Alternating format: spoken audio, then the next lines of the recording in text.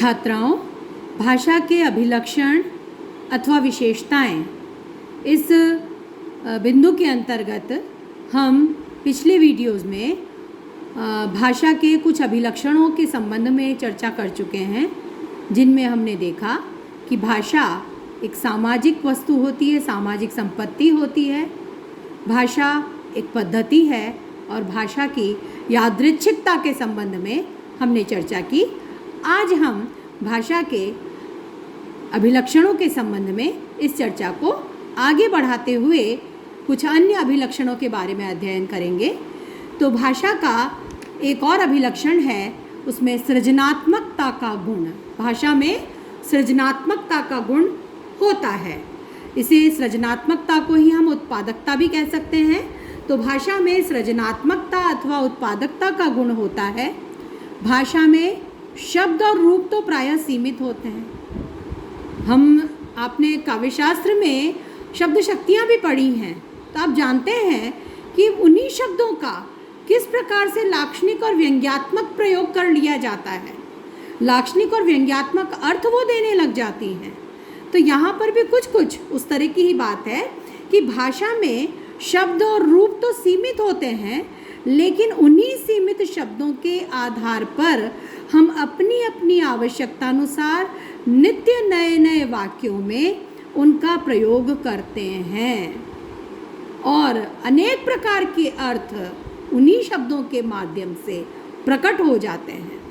और हम प्रयोग ही नहीं करते, इतना ही नहीं कि वक्ता प्रयोग कर रहा है, श्रोता भी उन नए नए प्रयोगों को समझने में कोई कठिनाई अनुभव नहीं करता। श्रोता भी उन प्रयोगों को आसानी से समझ लेता है। यह भाषा की सृजनात्मकता है, जो वक्ता और श्रोता दोनों की भाषिक क्षमता में होती है। इसी के परिणाम स्वरूप भाषा में नित्य नए नए प्रयोग दृष्टिगत होते हैं।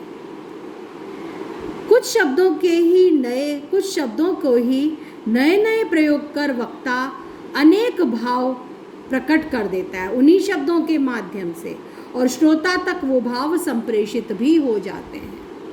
हम देखते हैं वही साधारण शब्द हैं, लेकिन वही साधारण शब्द किस प्रकार से कई बार लाक्षणिक अर्थ भी देते हैं, कई बार ध्वन्यात्मक अर्थ भी देते हैं। तो ऐसे में हमें देखना चाहिए कि कैसे शब्द भंडार है वो बहुत विशाल है, लेकिन फिर भी इतना नहीं है। जितने अर्थ, जितने भाव, जितनी बातें उन्हीं शब्दों के माध्यम से हम कह जाते हैं।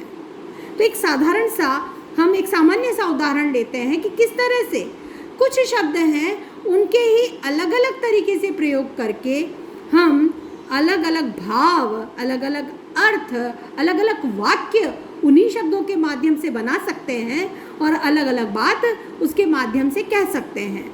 जैसे मैं, वह, तुम, बुलवाना, ये 4 शब्द हैं।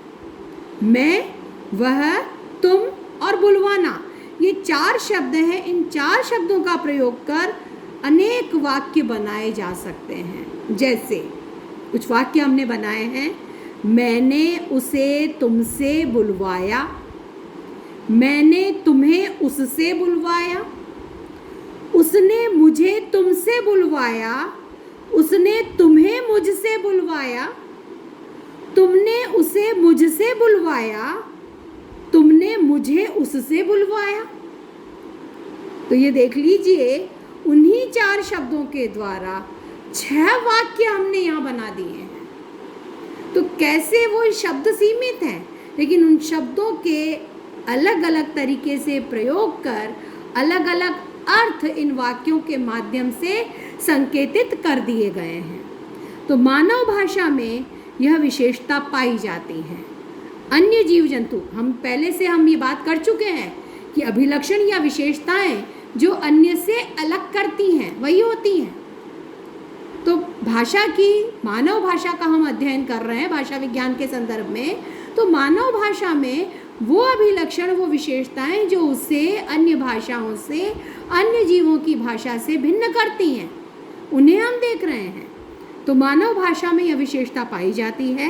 अन्य जीव जंतु अपनी भाषा में इस प्रकार सृजन नहीं कर पाते।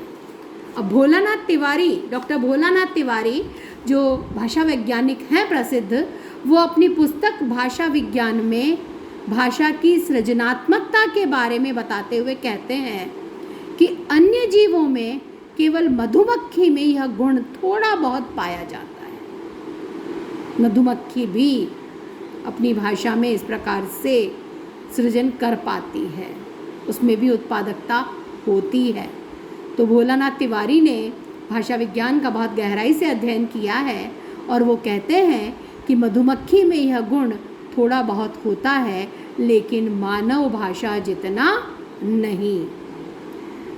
तो मानव भाषा में इस गुण को उत्पादकता भी कहा जाता है। तो ये है सृजनात्मकता का गुण। आगे हम लेते हैं भाषा अर्जित संपत्ति है, भाषा कमाई जाती है, अर्जन किया जाता है उसका। ये भी भाषा की एक महत्वपूर्ण विशेषता है। मनुष्य जन्म के साथ जिस प्रकार आँख, कान, नाक, मुंह आदि लेकर आता है, उसी प्रकार भाषा लेकर नहीं आता। अर्थात भाषा जन्मजात नहीं होती। हम पहले भी जान चुके हैं इस चीज़ को कि भाषा सामाजिक संपत्ति होती है। मनुष्य इसे समाज में रहकर अर्जित करता है। सामाजिक संपत्ति है, लेकिन मनुष्य कैसे पाता है? ऐसे ही नहीं मिल जाता, वो अर्जित करता है, सीखता है समाज में रह करके। जन्मजात नहीं होती है भाषा उसकी। मनुष्य में भाषा ग्रहण करने की नैसर्गिक शक्ति होती है, प्राकृतिक शक्ति मनुष्य को प्राप्त हुई है कि वो भाषा सीख सकता है, ग्रहण कर सकता है। वह जिस वातावरण और समाज में रहता है उसी की भाषा सीख सकता है। भाषा विशेष की दक्षता लेकर कोई उत्पन्न नहीं होता।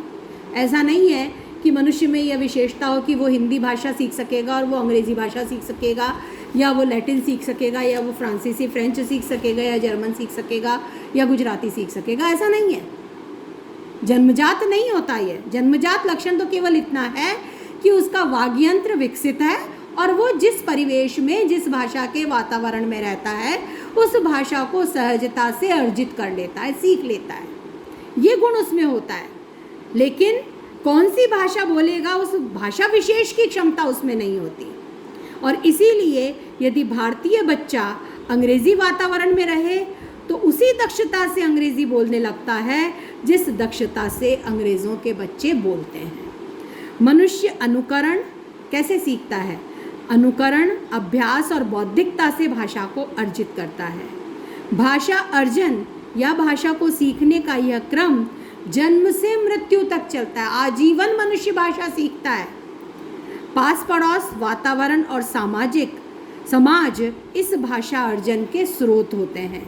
यही कारण है कि अपने देश या भाषा समाज को छोड़कर जब बच्चा दूसरे भाषिक समाज के संपर्क में आता है या उसमें जन्म लेता है, यानी अपने भाषा समाज में जन्म लिया, जो मूल भाषा उसके माता पिता की है, जहाँ वो रहते हैं, यदि उसमें जन्म लेता है तो वो भाषा सीखता है, वो भाषा बोलता है। यदि अन्य समाज में, जैसे यहाँ के माता पिता, यहाँ के दंपत्ति हैं, वो मान लीजिए इंग्लैंड में जाकर रहते हैं या अमेरिका में जाकर रहते हैं, वहाँ बालक का जन्म होता है तो वहीं की भाषा वो सहजता से सीखेगा। माता पिता की भाषा तो सीखेगा ही, लेकिन माता पिता की भाषा के साथ साथ वहाँ की भाषा भी वो सीख लेता है। और यदि जन्म लेते ही माता पिता से उसे अलग कर दिया जाए तो वो माता पिता की भाषा नहीं सीख सकेगा। वह वही भाषा बोलेगा, वही भाषा सीखेगा जिस वातावरण में वो रह रहा है। तो मनुष्य अपने चारों ओर के वातावरण से भाषा सीखता है। व्यक्ति जिस भाषा क्षेत्र में जन्म लेता है उसे अनायास ही सीख लेता है। तो ये दो बिंदु आज हमने देखे कि एक तो भाषा में सृजनात्मकता है और दूसरा भाषा अर्जित संपत्ति है।